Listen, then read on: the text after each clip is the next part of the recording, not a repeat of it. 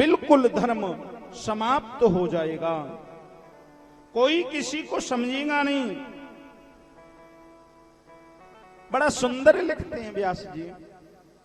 मेरे बाबा की कथा कहती है, शिव महापुराण कहती हैं कि सतयुग में जो था ना,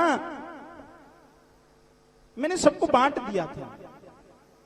सतयुग में देवताओं के लिए अलग लोक दिया था, राक्षस थे उनके लिए मैंने अलग से लोक बना के रखा था। और आपको पता है सतयुग में अलग अलग लोक होता था, देवलोक अलग, नागलोक अलग, असुर लोक अलग, अलग अलग लोक में रहते थे ये लोग। त्रेता में क्या हुआ पता है? ये देवता और राक्षस एक ही लोक में आ गए। राम और रावण एक ही लोक में थे ना।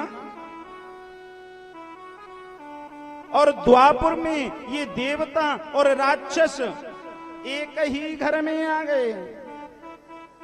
एक लोक से अलग अलग लोक से चले, एक ही घर में दोनों पैदा हो गए। एक ही घर में दुष्ट और एक ही घर में पुण्य करने, एक ही घर में देव और एक ही घर में राक्षस।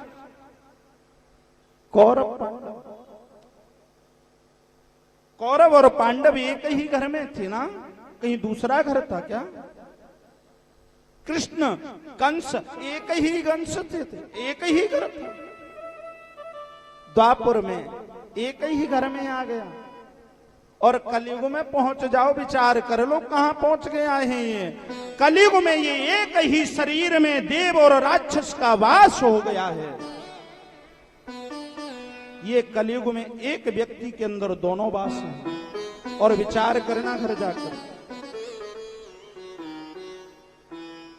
जब तुम्हारा राक्षस जागृत होता है तो सब भूल जाते हो आप। कौन पुत्र, कौन पुत्री, कौन मैया, कौन बाप, कौन नौकर, कौन मालिक। और जैसे ही वो राक्षस गया, देव पैदा हुआ, भड़क से मैया के पैरों को छू ले। दोनों जीव आपके अंदर निवास कर रहे हैं। अब निश्चित तुमको करना है कि किसको पानी देना है जिससे बड़ा हो वो।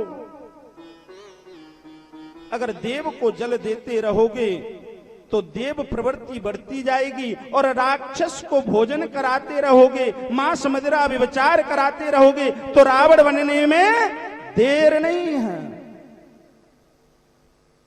तो माई बाप उस देव रूपी पेड़ को जल दीजिए, बाबा शंकर को जल चढ़ाते रहिए और वो देव बढ़ता रहेगा। अगर देव को बढ़ाना है तो शंकर को जल चढ़ाना ही पड़ेगा।